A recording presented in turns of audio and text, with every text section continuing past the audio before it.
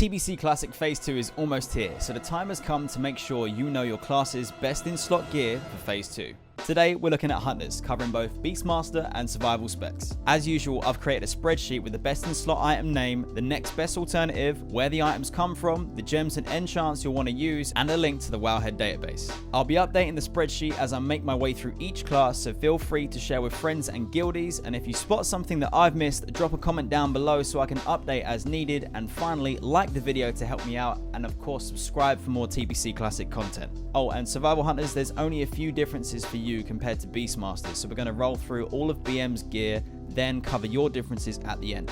With that said, let's get to it. Okay, let's start with the tier 5 set. The rule of thumb here is to only replace your Beast Lord set once you've obtained 4 pieces of tier 5, being the helm from Lady Vash, shoulders from Void Reaver, chest from Kel'Thas, and gloves from Leotheris. You want 3 delicate living rubies, 1 relentless Earthstorm diamond, 1 shifting Night's Eye, and 2 wicked noble topaz. And for enchants, you want to get ferocity on the head, inscription of vengeance on the shoulders, chest exceptional stats, and gloves superior agility. On to the neck. The pendant of mayhem from KT is the #1 choice here, with the choker of animalistic fury as a good alternative if KT proves to be a bit of a challenge for your team, or there's a heavy class competition in your raid comp. Next up, we have the cloak. The Thalassian wielder cloak takes top spot, kicking the tailored crafted vengeance wrap into second place. If like me you've invested in the cloak early in phase 1, it's a slight upgrade but not enough for you to take over another player who has something worse than vengeance wrap, so bear that in mind. And of course, enchant with greater agility. Braces. Van braces of ending from Solarian are the absolute best in slot, but an extremely close second is the bands of the Celestial Archer that drop from the trash in TK, which could end up being easier to obtain and will probably have less competition. Make sure to enchant with Bracer Assault. The belt. Both the belts here are from level working patterns that drop in SSC and require primal nevers, so be prepared.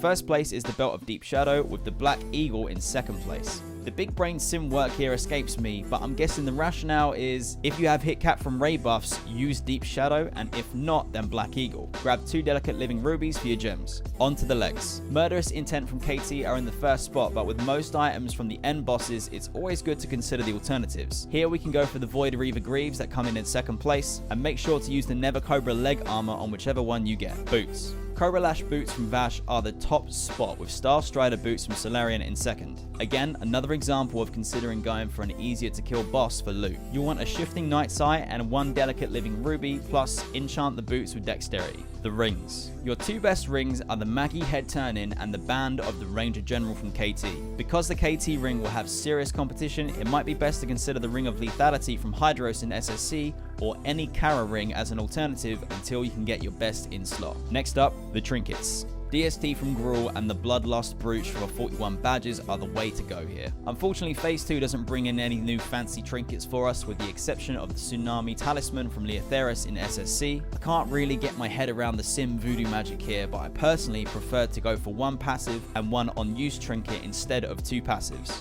Main hand. Talon of the Phoenix from Allah is the BIS, with the good old Claw of the Watcher from Orkanite Crypts being the easier and second place alternative.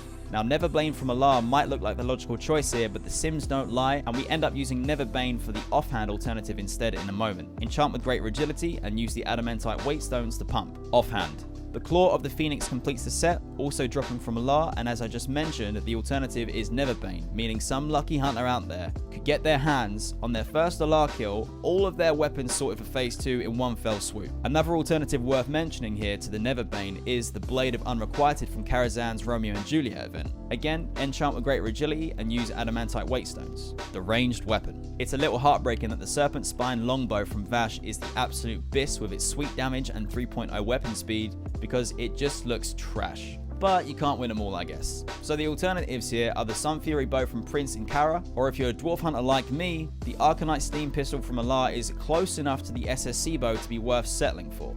Just bear in mind the weapon speed changes and how it might affect your rotation's feel. Also, whack a stabilized Eternium scope on and you're good to go. Alright, Survival Hunters. So as I said, your gear is pretty much the same as BM with some exceptions. Your tier 5 pieces are the helm, shoulders, chest, and legs, so you're going to need to make up the glove spot with the gloves of Dexterous Manipulation instead from Atumen and Karazhan, and pop 2 delicate living rubies and enchant with superior agility. You're going to want to prioritize the Ring of Lethality instead of the Kalthas ring. Netherbane ends up being your BIS main hand, with the Claw of the Phoenix still being your offhand too, or you could dual wield to Netherbane depending on the drops. And with Trinkets, the Tsunami Talisman might be the priority over the Brooch, though I have to admit, as someone who mains a hunter, my survival knowledge is pretty poor, so this is all based on research, but please drop a comment down below for any suggestions or corrections, and I'll update the spreadsheet as needed. And with that, it's the end of the video. Drop a like to help the video out, subscribe to the channel for more TBC Classic content, and check out my other YouTube channels if you're interested in Lost Ark or live streams where I check out a little bit of everything.